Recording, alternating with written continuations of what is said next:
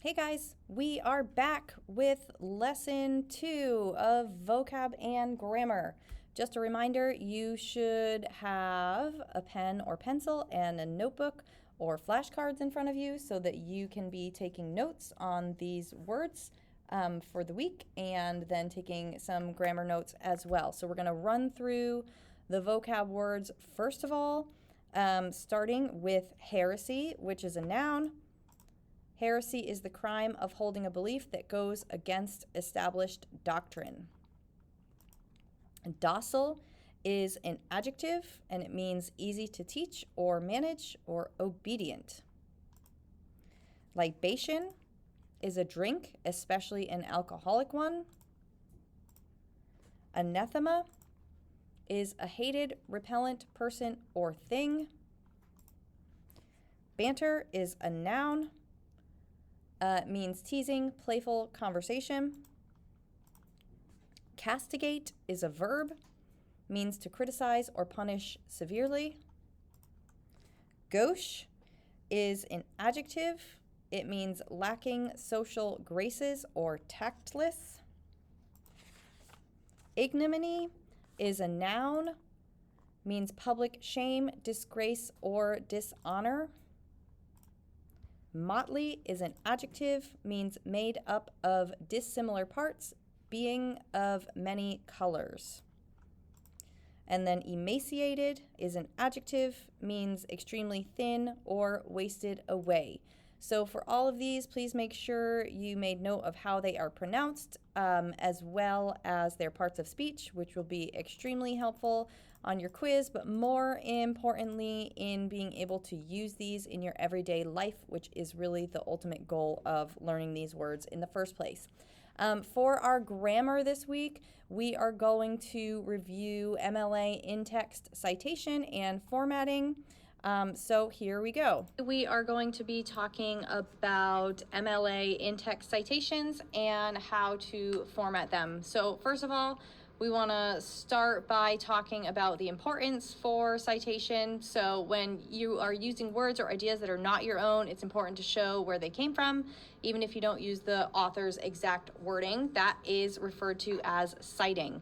Citing your evidence also allows the reader to check out the source and learn more if they're interested, but most importantly, it gives credit where credit is due. And if it is not your words, your writing, your thoughts, your ideas, then you need to cite your sources. You can cite evidence by doing one of the following things. You can use an in-text citation with parentheses at the end of a sentence. You can use a footnote or endnote. You can state the name of the author, speaker, or organization in your sentence and include another citation method or a works cited page. When you put a piece of evidence into your own words, you are paraphrasing. You must cite paraphrased evidence because it is still someone else's idea. So you can take a look below at an example of a paraphrased cited material. You must always cite quoted evidence, and quoted evidence is typically what we are using in our APCs, although you can paraphrase and cite your paraphrasing. Most frequently, we are using actual quoted textual evidence. This ensures that the reader knows exactly where you got the quotation from. So take a look at some of the examples. You'll notice that this should look familiar to you. You do not have to cite your own opinions. So again, when you're using someone else's words or ideas that are not your own, we call that citing. However, you do not need to cite your own opinions, even if you form those opinions based off of evidence you've found in other sources. So here are some examples of writing that includes opinion materials and the fact that you do not need to cite it.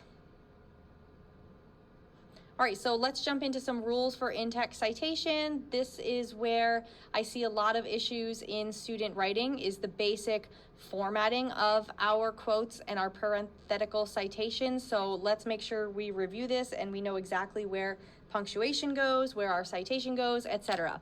So first of all, you want to place the author's last name and page number or numbers inside parentheses at the end of the sentence. Please make note that citations may appear mid-sentence if necessary to differentiate cited materials from the writer's opinion, or if you're using another piece of textual evidence later on in that same sentence.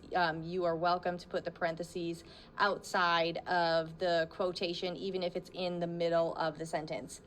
Do not place commas or periods right before the closing quotation mark. This is the issue I see most frequently. It's correct to include an exclamation or question mark if they're a part of the quote, but you should not place any commas or periods within that quotation mark before you have your parenthetical citation. And then your period goes after the parenthetical citation. So please take a minute to look at the example below and see the appropriate way to include and format a parenthetical citation without a comma inside of the quote. All right, again, if the quotation falls in the middle of the sentence, place the citation at the end of the sentence so as not to interrupt the flow of your writing. You're going to want to place the author's last name and page number inside the parentheses at the end of the sentence, followed by a period. A couple things to note here. Inside of that parenthesis, there is no comma after the author's last name. There is just a space. There is no P period and then the page numbers. It is just the last name, a space, and the actual numbers. Please don't confuse that with other styles of formatting. MLA is last name, space, numbers. You're going to want to place necessary commas, question marks, or exclamations inside the closing quotation marks if they're a part of the actual quote, but do not place a period inside the closing quotation marks.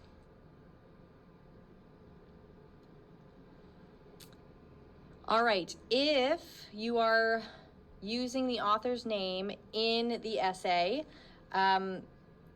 and it's stated directly in the essay, you just need to place the page number inside the parentheses at the end of the sentence and then place a period after your citation. The same rules apply in terms of where the parenthetical citation goes, whether it's in the middle or at the end of the sentence, but you do not need to reiterate the author's last name within the parentheses if you've mentioned it earlier on in the sentence. If the author and page number is mentioned in your essay, no citation is needed at all after the quotation mark. However, I will let you know that typically in this class, we want to avoid referencing page numbers within our writing. Instead, which we'll learn about soon, we are going to include the context of what's happening within the novel before we introduce our quotes. We don't want to refer to page numbers. However, there are writing styles where it is perfectly appropriate to reference page numbers and then the authors within your actual writing. And if that is the case, you do not need to put a citation after the quoted material. And that is it for our MLA in-text citation formatting review. Hopefully a lot of this was just review for you, but if not, make sure you make note of the things that you were unaware of so that you can avoid it in your writing in the future.